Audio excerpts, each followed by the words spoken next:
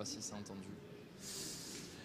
Voilà, en direct ici au centre des congrès, ça défile. On est très heureux en tout cas d'être ici pour ce 11e défi autonomie qui répond à toutes ces promesses. Énormément de monde au centre des congrès et on a la chance de recevoir avec nous Aurélien Paulier, 3 colonnes.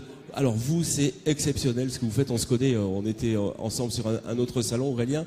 Vous occupez de viager, mais surtout, c'est que vous laissez la personne dans leur lieu. Donc expliquez-nous ce que vous faites justement, Aurélien. Tout d'abord, merci à Défi Autonomie et puis à la ville de Saint-Étienne de nous recevoir. Et merci à vous, Franck, pour ce plateau. Donc la coopérative, en effet, c'est un lieu et un environnement particulier, puisque donc la coopérative achète le bien des personnes âgées pour leur permettre de pouvoir se maintenir à domicile et pouvoir donc financer leur bien vieillir à domicile. Donc c'est la coopérative qui achète le logement et qui garantit à vie le maintien dans le domicile aux personnes. Et donc on prend le contre-pied par rapport au viager classique, puisque donc c'est du viager solidaire qui est fait par une coopérative qui est à but non lucratif. Et voilà, le mot coopérative est vraiment très important, hein. Oui, c'est un milieu en fait qui évolue, qui est en perpétuelle réflexion sur son modèle. C'est pas une société commerciale, c'est une société de personnes, donc toutes les décisions se prennent collégialement. L'idée, c'est de pouvoir créer du lien avec la personne. Donc le viager est seulement une porte d'entrée. Après, c'est prendre soin de la personne, pouvoir être ressource pour les personnes âgées, pouvoir les orienter, mailler autour d'elles en fait tout un territoire de professionnels qui vont être du service à la personne ou de l'adaptation du domicile, on le verra avec madame, pour justement qu'elles puissent se maintenir dans les meilleures conditions et qu'elles ne soient pas seules face à leurs besoins qui peuvent évoluer avec le temps. Viager et service, je crois que avec ces deux mots, vous couvrez pas mal de choses, hein. On couvre en effet pas mal de choses. On permet du coup, en fait, on remet en place les vertus du viager, c'est-à-dire que le viager avait été créé pour pouvoir rendre liquide un patrimoine qui est de l'argent qui est immobilisé dans la pierre. Donc en effet, là l'idée c'est vraiment de pouvoir remettre les vertus en place et de pas avoir ce pari sur le départ de la personne, puisque nous on n'a pas d'enjeu sur la durée de vie de la personne. Il n'y a pas de spéculation immobilière.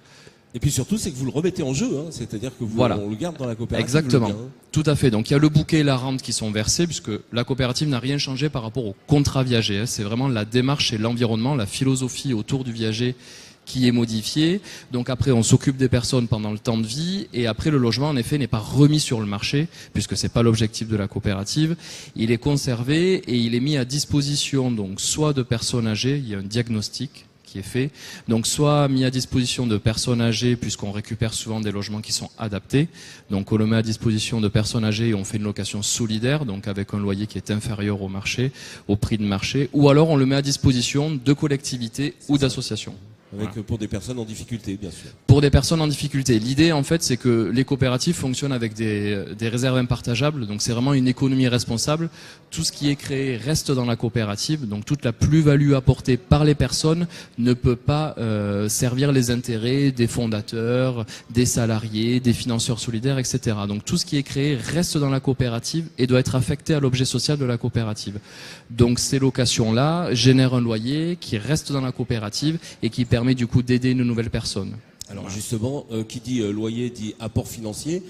Du coup, on peut adapter la maison. Et là, c'est Florence Mathieu qui intervient pour l'AINA, puisque vous adaptez ensuite ces maisons aux personnes âgées. Oui, on peut dire ça comme ça, tout à fait. Nous, on développe des produits pour l'adaptation des logements, avec l'objectif d'avoir des produits qui soient bien pensés d'un point de vue usage et plus esthétique que ce qui existe aujourd'hui. Parce qu'on s'aperçoit qu'il y a un vrai enjeu d'adapter les logements. Et aujourd'hui, quand on transforme son logement en hôpital, il y a une vraie rupture psychologique. Et du coup, ça pousse les personnes à... Elle recule l'adaptation et c'est difficile de rester longtemps dans son logement. Donc le premier produit le premier produit qu'on développe, on a travaillé sur le chevet. Un peu plus près le micro. Sur le chevet, et comment on offre tous les éléments dont une personne âgée a besoin au quotidien près de son lit, en termes de rangement et d'éclairage, parce qu'on s'aperçoit que très souvent les rangements sont inaccessibles, les interrupteurs sont loin. Et on s'intègre effectivement vraiment dans un enjeu de domicile.